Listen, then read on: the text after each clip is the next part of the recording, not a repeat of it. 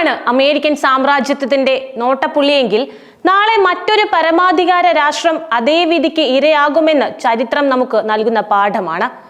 ഇറാഖിനെ തകർത്ത് തങ്ങളുടെ ചൊൽപ്പടിക്ക് നിൽക്കുന്ന ഒരു പാവ സർക്കാരിനെ പ്രതിഷ്ഠിച്ച അതേ തന്ത്രമാണ് അമേരിക്ക ഇപ്പോൾ ഇറാനോടും പ്രയോഗിക്കാൻ ശ്രമിക്കുന്നത്. ഇസ്രായേലിനെ മുന്നിൽ നിർത്തി കരുക്കൾ നീക്കിയ അമേരിക്കയുടെ യഥാർത്ഥ അജണ്ട ഇപ്പോൾ മറനീക്കി പുറത്തു വന്നിരിക്കുകയാണ്. ഇറാൻ ഇസ്രായേൽ സംഘർഷം അമേരിക്ക കൂടി നേരിട്ട് പങ്കാളിയാകുന്ന ഒരു വലിയ യുദ്ധത്തിലേക്ക് നീങ്ങിക്കൊണ്ടിരിക്കുന്ന ഭീതിജനകമായ സാഹചര്യമാണ് ഇപ്പോൾ നിലവിലുള്ളതും. പാശ്ചാത്യ മാധ്യമങ്ങൾ പ്രചരിപ്പിക്കുന്ന നുണക്കഥകളെ കണ്ണടച്ച് വിശ്വസിച്ച് പ്രചരിപ്പിക്കുകയാണ് ചില പ്രാദേശിക മാധ്യമങ്ങളും. മുൻകാലങ്ങളിൽ ഇന്ത്യ പാക് സംഘർഷം ഉണ്ടായപ്പോൾ ഇസ്രായേൽ ഇന്ത്യയെ സഹായിച്ചത് നിങ്ങളുടെ ഇസ്രായേൽ സ്നേഹത്തിന് കാരണമായെങ്കിൽ അതേ നിലപാട് സ്വീകരിച്ച രാജ്യമാണ് ഇറാനും എന്ന വസ്തുത അവർ സൗകര്യപൂർവ്വം മറക്കുകയാണ്. ഇന്ത്യക്കായി സ്വന്തമായി ഒരു തുറമുഖം തന്നെ വിട്ടുകൊടുത്ത മേഖലയിലെ തന്ത്രപ്രധാനമായ ഒരു പങ്കാളി കൂടിയാണ് ഇറാൻ. ഇറാനിലെ ചബഹാർ, ഷാഹിദ്, ബെഹഷ്തി തുറമുഖത്തിന്റെ നടത്തിപ്പ് ചുമതല ഇന്ത്യക്ക് കൈമാറിക്കൊണ്ട് ഇറാൻ ഇന്ത്യയുമായുള്ള ബന്ധത്തിന്റെ ആഴം തെളിയിച്ചിരുന്നു. തന്ത്രപ്രധാനമായ ഒരു വിദേശ തുറമുഖത്തിന്റെ നടത്തിപ്പ് ചുമതല ഇന്ത്യ ഏറ്റെടുക്കുന്നത് ചരിത്രത്തിൽ തന്നെ ആദ്യമായാണ്. ഇന്ത്യ, ഇറാൻ, അഫ്ഗാനിസ്ഥാൻ എന്നീ രാജ്യങ്ങൾ തമ്മിലുള്ള ത്രികക്ഷി വ്യാപാരത്തിനും വാണിജ്യത്തിനും ചബഹാർ തുറമുഖം നിർണായകമായ ഒരു കണ്ണി തന്നെയാണ്. ഇറാനെതിരായ അമേരിക്കൻ ഉപരോധം ചബഹാർ തുറമുഖത്തിന്റെ വികസനത്തെ ഒരു പരിധിവരെ മന്ദഗതിയിലാക്കിയിരുന്നെങ്കിലും ഉപരോധങ്ങളെ വകവയ്ക്കാതെ ഇന്ത്യ ഇറാനുമായി സഹകരിച്ചുകൊണ്ട് തുറമുഖത്തിന്റെ വികസന പ്രവർത്തനങ്ങൾ മുന്നോട്ട് കൊണ്ടുപോയി. ഈ തന്ത്രപ്രധാനമായ നീക്കം ചൈനയ്ക്കും പാകിസ്ഥാനുമാണ് ഇപ്പോൾ കനത്ത തിരിച്ചടിയായിരിക്കുന്നതും. ചൈന പാക് സാമ്പത്തിക ഇടനാഴിയെയും അറബിക്കടലിൽ ചൈനയുടെ വർദ്ധിച്ചു വരുന്ന സ്വാധീനത്തെയും നേരിടാൻ ചബഹാർ തുറമുഖം ഇന്ത്യക്ക് ഏറെ പ്രയോജനകരമാകുമെന്നാണ് നയതന്ത്ര വിദഗ്ധർ ചൂണ്ടിക്കാട്ടുന്നത്. അറബിക്കടലിൽ തങ്ങളുടെ സാന്നിധ്യം ശക്തമാക്കുക എന്ന ലക്ഷ്യമിട്ടാണ് പാകിസ്ഥാനിലെ ഗ്വാദർ തുറമുഖത്തിന്റെ വികസനം ചൈന ഏറ്റെടുത്തിരുന്നത്. ചബഹാർ തുറമുഖത്തിൽ നിന്ന് കേവലം 72 കിലോമീറ്റർ മാത്രം അകലെയാണ് ഗ്വാദർ തുറമുഖം എന്നതും ശ്രദ്ധേയമായ കാര്യമാണ്. ഇന്ത്യക്ക് ചുറ്റും ശത്രുക്കൾ പെരുകുന്ന സാഹചര്യത്തിൽ ഇറാൻ സ്വന്തം തുറമുഖം വിട്ടുകൊടുത്തത് മറന്ന് ഇറാനെതിരെ ഉറഞ്ഞു തുള്ളുന്നത് സാമാന്യ മര്യാദയ്ക്ക് നിരക്കാത്ത നടപടിയായിരിക്കണം.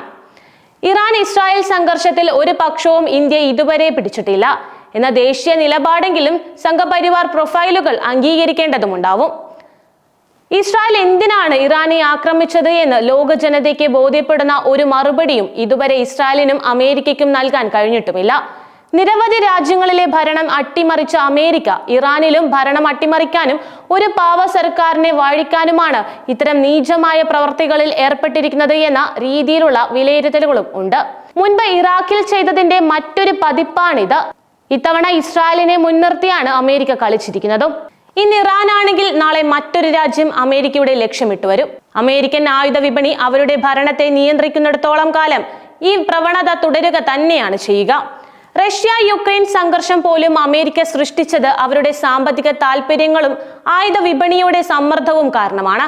നാറ്റോ അംഗമാണെന്ന് പറഞ്ഞ് വിശ്വസിപ്പിച്ച് യുക്രൈനെ രംഗത്തിറക്കിയ അമേരിക്ക ഒടുവിൽ റഷ്യ അമേരിക്കയെയും ലക്ഷ്യമിടുമെന്ന് കണ്ടപ്പോൾ പതുക്കെ പിൻവാങ്ങുകയായിരുന്നു. ഇതേ സാഹചര്യം തന്നെ ഇറാൻ ഇസ്രായേൽ സംഘർഷത്തിൽ അമേരിക്ക ഇടപെട്ടാലും സംഭവിക്കും. റഷ്യ ഇറാനെ സഹായിക്കാൻ നേരിട്ട് രംഗത്തിറങ്ങുന്ന ഒരു ഘട്ടം വന്നാൽ അമേരിക്കയുടെ ആ കണക്കുകൂട്ടലുകളും അതോടെ തെറ്റും. 1971 ഇന്ത്യ പാകിസ്ഥാൻ യുദ്ധ സമയത്ത് പാകിസ്ഥാനെ സഹായിക്കാൻ വന്ന അമേരിക്കയ്ക്കും അന്ന് കണക്കുകൂട്ടലുകൾ തെറ്റിയിട്ടുണ്ട്. ഇന്ത്യയെ ആക്രമിക്കാൻ 7ാം കപ്പൽ പടയെ അയച്ച അമേരിക്കയെ അന്ന് തുരത്തി ഓടിച്ചത് സോവിയറ്റ് യൂണിയനാണ്. ലോകത്ത് എത്ര രാജ്യത്തെ വിശ്വസിച്ചാലും ഒരിക്കലും വിശ്വസിക്കാൻ കൊള്ളാത്ത രാജ്യമാണ് അമേരിക്ക എന്ന തരത്തിലുള്ള പല ചർച്ചകളും ഇതിനോടകം തന്നെ വന്നിട്ടുണ്ട്. അവിടെ ഏത് പ്രസിഡന്റ് വന്നാലും അവരുടെ നയങ്ങളും നിലപാടുകളും മാറുകയില്ല. ചരിത്രവും അത് തന്നെയാണ് തെളിയിക്കുന്നതും. ഇറാൻ ആണവായുധം ഉണ്ടാക്കാതിരിക്കാനാണ് ഇപ്പോഴത്തെ ആക്രമണം എന്ന് പറയുന്ന അമേരിക്ക ഇസ്രായേലിന് ആണവായുധം ഉണ്ടാക്കാമെങ്കിൽ എന്തുകൊണ്ട് ഇറാൻ അത് ഉണ്ടാക്കിക്കൂടാ എന്ന ചോദ്യത്തിന് മറുപടി പറയേണ്ടതുണ്ട്. ലോകത്തെ മറ്റൊരു രാജ്യവും ചെയ്യാത്ത തരത്തിൽ ലക്ഷ്യമിട്ടുള്ള ആക്രമണങ്ങളിലൂടെ ഉന്നതരെ വധിക്കുന്നത് ഒരുതരം ഭീകര പ്രവർത്തനം തന്നെയാണ്. മുൻപ് ഹമാസ് നേതാവ് ഇസ്മായിൽ ഹനിയയെ വധിച്ചതും ഇപ്പോൾ ഇറാനിലെ ഉന്നതരെ ലക്ഷ്യമിട്ട് ഇസ്രായേൽ നടത്തുന്ന ആക്രമണങ്ങളും ഭീകരാക്രമണങ്ങൾ തന്നെയാവാം.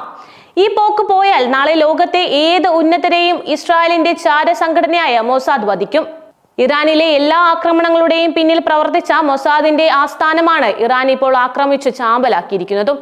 അതാകട്ടെ അനിവാര്യമായ ഒരു തിരിച്ചടിയും തന്നെയായിരുന്നു എന്ന രീതിയിലുള്ള ചർച്ചകളും പുരോഗമിക്കുന്നുണ്ട്.